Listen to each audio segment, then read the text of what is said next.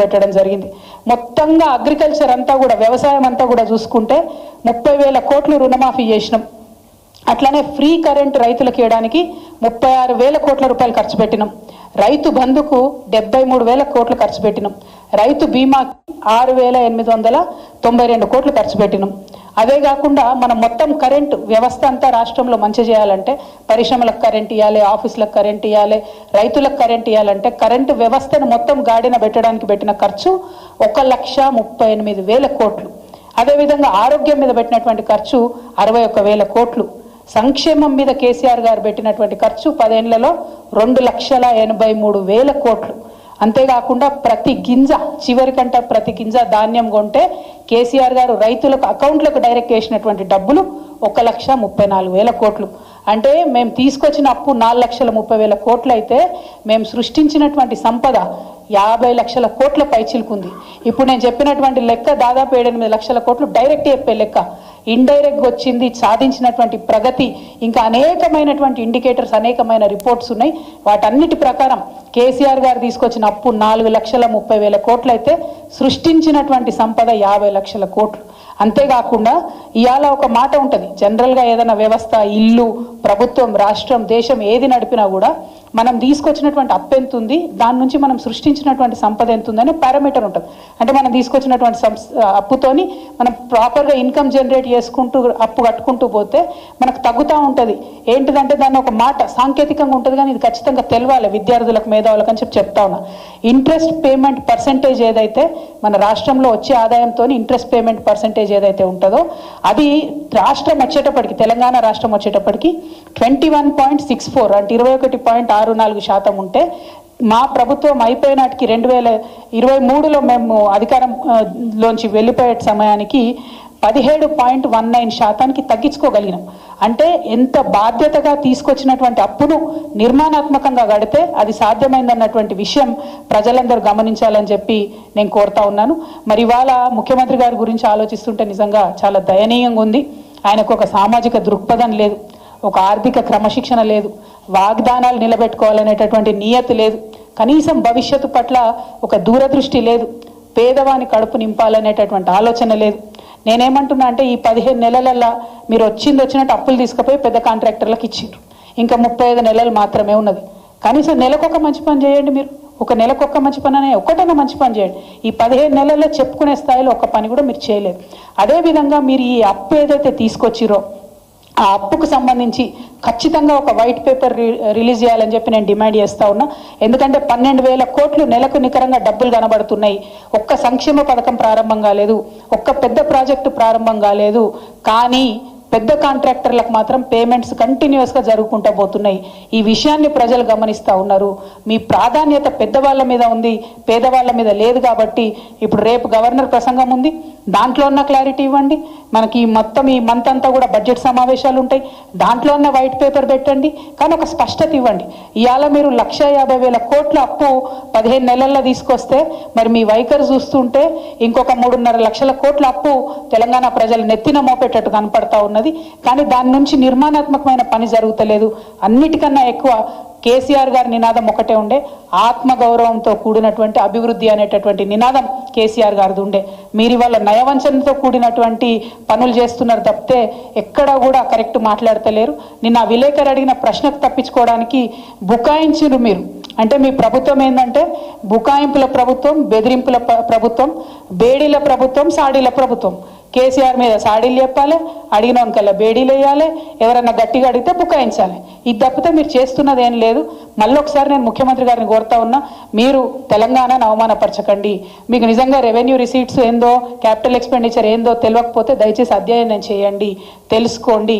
అంతేగాని తెలంగాణను అవమానపరచకండి. ఆయన మాట్లాడుతున్న మాటలు చూస్తుంటే నేను ఎట్లా అనిపించిందంటే, ఓ పక్కనేమో 500 కోట్లు లేవంటాడు, ఇంకో పక్కనేమో నా పోటీ న్యూఢిల్లీతో కాదు న్యూయార్క్తో అంటాడు. మరి 500 కోట్లు లేని వాళ్ళు న్యూయార్క్ లెక్క ఎట్లయితారు నాకు అర్థం కాదు. అంటే విషయం ఏంటంటే ఆయనకు సబ్జెక్టు లేదు, ఆబ్జెక్టు లేదు, అంత బబ్రాజమాదం భజగోవిందం అన్నట్టు అవుతుంది పరిస్థితి తప్పితే ఇంకోటి ఏం లేదు. నేను ముఖ్యమంత్రి గారిని మళ్ళీ కోరుతున్నా, మీరు బాధ్యతాయుతమైన పొజిషన్లో ఉన్నారు, తెలంగాణను అవమానం చేయకండి. తెలంగాణలో మంచి పొజిషన్లో ఉన్నారు. దాన్ని అట్లా నిలబెట్టండి, ముందుకు తీసుకెళ్ళండి. బాధ్యత గల ప్రతిపక్షంగా మేమందరం కూడా మీకు అండగా ఉంటాం. కానీ అవమానిస్తే మాత్రం ఊరుకునేది లేదని చెప్పి మేము ప్రభుత్వాన్ని హెచ్చరిక చేస్తూ ఉన్నాం. నేను అదే చెప్తున్నా కదా, మంచిగా నేను పాయింట్ టు పాయింట్ లెక్క చెప్పిన. బీఆర్ఎస్ తీసుకొచ్చిన అప్పు 4,30,000 కోట్ల రూపాయలు. నేను ఆల్రెడీ మీకు 9 లక్షల పైచీలకు లెక్క చెప్పిన. అది కాకుండా సృష్టించినటువంటి సంపద 50 లక్షల కోట్లు.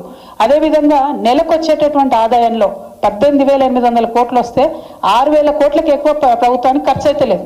మరి ఇక్కడ పోతున్నట్టు ఈ 12,000 కోట్లు, దాని మీదనే మేము వైట్ పేపర్ అడుగుతా ఉన్నాం. ఈ 12,000 కోట్లల్లో ఈ 15 నెలలలో ఒక్క పెద్ద పని కూడా వాళ్ళు చేయలే. మరి ఎవరికి ఇస్తున్నారు పైసలు? ఎందుకోసం ఇస్తున్నారు పైసలు? ఎందుకు అప్పులు ఇంకా తీసుకొచ్చి రాష్ట్ర ప్రభుత్వం మీద, రాష్ట్ర ప్రజల మీద భారం వేస్తున్నారని నేను ప్రశ్నిస్తాను.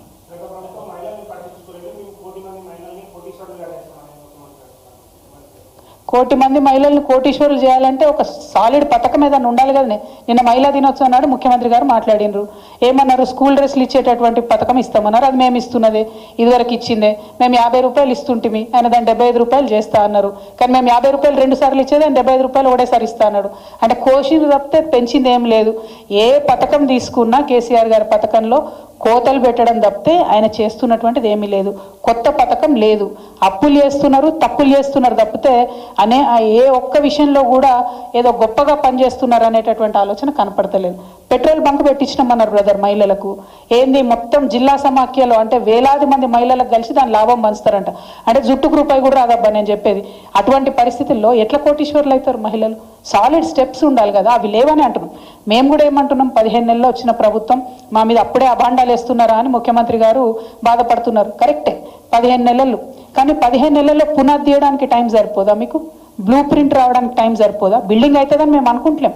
అట్లీస్ట్ ఒక ఫౌండేషన్, ఒక కరెక్ట్ తొవ్వలో పోతున్నారు మీరు అనుకుంటే విమర్శ చేయాల్సిన అవసరం మాకేముంది? పునాదాన్ని వేయాలి కదా. ఆ పునాదే లేదన్నది మా బాధ, అంతకు మించి ఇంకోటి ఏం లేదు.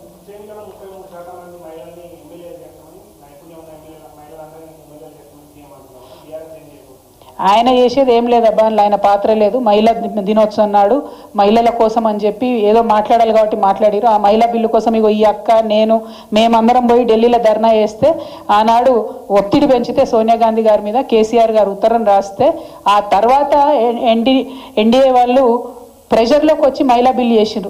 అది కూడా పోస్ట్ డేటెడ్ చెక్ లెక్క వేసిర్రు. మహిళా బిల్లు పాస్ అయ్యి ఎన్ని రోజులైంది? ఏమయ్యే మధ్యలో 3 రాష్ట్రాలు ఎన్నికలు అయిపోయినాయి. ఆడ ఎమ్మెల్యేలను కానియలే. మరి ఇప్పుడన్నా వాళ్ళు కనీసం జనాభా లెక్కలు చేస్తేనే ఇక్కడ ఎమ్మెల్యేలు అవుతారు మహిళలు. మాకు ఇక్కడ 53 మంది ఎమ్మెల్యేలు అవుతారు మహిళలు.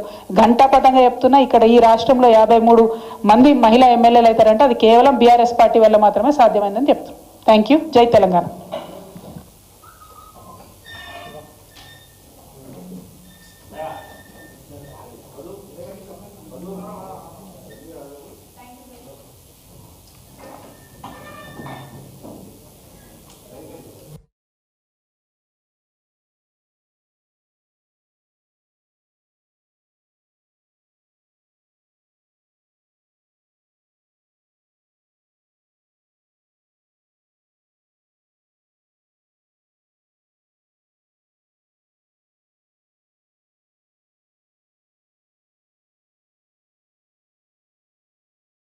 ఖర్చు పెట్టినాం.